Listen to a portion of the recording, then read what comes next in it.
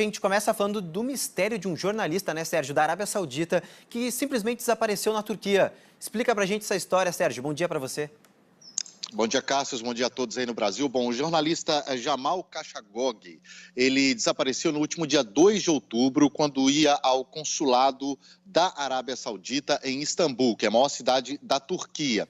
Esse jornalista era conhecido porque era crítico do regime saudita, ele era colunista do Washington Post, um dos jornais mais importantes do mundo, e, portanto, fazia críticas que tinham grande repercussão no mundo inteiro, né? A primeira versão ventilada por oficiais turcos é que ele teria sido morto dentro do consulado da Arábia Saudita em Istambul, onde foi para assinar papéis de divórcio com a mulher que era saudita. Essa, inclusive, é a hipótese que está sendo levantada pela imprensa europeia e de boa parte do mundo. O regime saudita, naturalmente, nega. Nesse momento, há uma pressão de Estados Unidos, do Reino Unido, da França, da União Europeia, para que haja informações mais claras sobre esse caso. Fato é que as imagens do circuito interno do consulado da Arábia Saudita em Istambul desapareceram. As autoridades turcas estiveram lá ontem e não encontraram mais as imagens que poderiam dar algumas informações sobre o paradeiro desse jornalista, Cássio. Há uma grande consternação em torno desse fato, porque a Arábia Saudita é um regime totalitário, né? A gente não pode esquecer que apenas alguns meses atrás, mulheres, por exemplo, tiveram permissão para dirigir. A Arábia Saudita tem pena de morte, é famosa por executar seus adversários, mas, ao contrário de outros regimes totalitários, a Arábia Saudita tem uma relação especial com as grandes potências do mundo, como os Estados Unidos, o próprio Reino Unido e boa parte da União Europeia. Portanto, há uma pressão para que haja respostas nesse caso, que no momento tem muito mais perguntas do que respostas, Cássio. E também...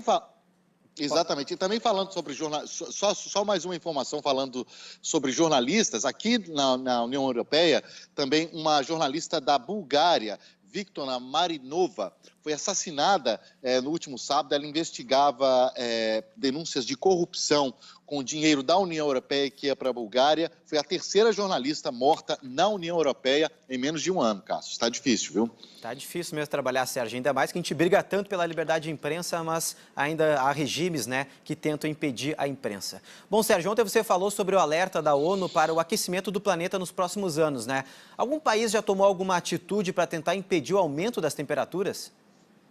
Pois já havia várias questões sendo negociadas na União Europeia e ontem foi acertado que até 2035 o índice de monóxido de carbono emitido por ônibus e carros médios, como furgões e vans, esse índice vai ter que ser diminuído em pelo menos 35%, 15% até 2025. Isso, naturalmente, já é uma consequência desse alerta que a ONU fez no início da semana, de que governos do mundo inteiro têm apenas 12 anos para evitar que o planeta tenha um aquecimento superior a 1,5 grau, né? Meio grau além disso, segundo cientistas renomados que trabalham para a ONU, já haveria consequências desastrosas para o planeta, como derretimento das geleiras, aumento do nível do mar, além de intensificação de fenômenos naturais e secas em boa parte do mundo, né? Os países mais poluidores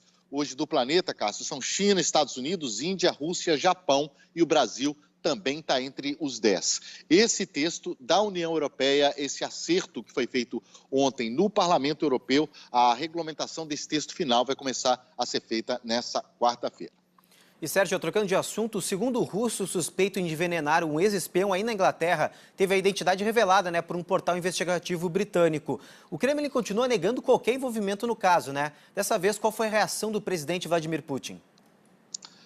Pois o governo russo nega qualquer envolvimento do caso. Aliás, essa tem sido a postura do governo Putin desde que um ex-espião e a filha dele, o ex-espião Sergei Skripal e a filha dele, houve uma tentativa de assassinato contra eles aqui no interior da Inglaterra.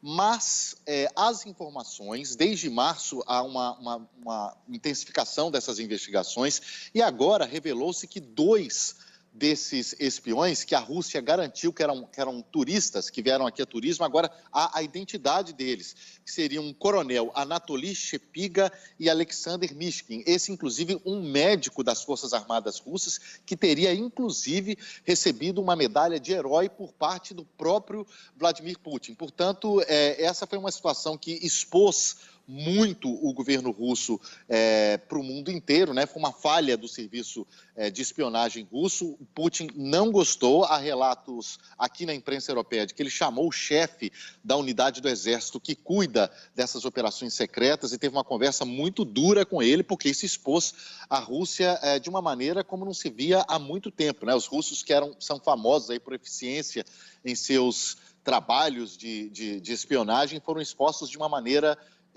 muito grande no cenário internacional e mostrando naturalmente um lado cruel desse serviço, que é ir para outro país, usar uma arma química, no caso um Novichok, para matar um ex-espião que é considerado traidor pelos russos, Cássio. E uma última informação, Cássio, há pouco houve um grave acidente no Quênia, um país africano, que deixou pelo menos 50 mortos. Foi um acidente com um ônibus que saía da capital Nairobi com destino ao interior do país. 50 pessoas morreram, é essa informação que a gente tem.